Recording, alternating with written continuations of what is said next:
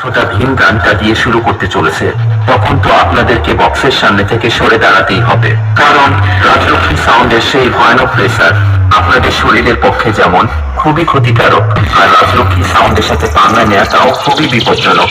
রাজলক্ষ্মী সাউন্ডের সাথে যে লড়তে আসে তাদের দুঃখের নিচে ফাঁক হয়ে হাওড়া ব্রিজ হয়ে যায়। মনে রাখবেন বন্ধুরা, রাজলক্ষ্মী সাউন্ড হলো সেই ভয়ানক বাদশা, যার সামনে কেউ লড়তে আসলে ভিতরের প্লাস বাইরের প্যান্ট দুটোই ভিজে যায়।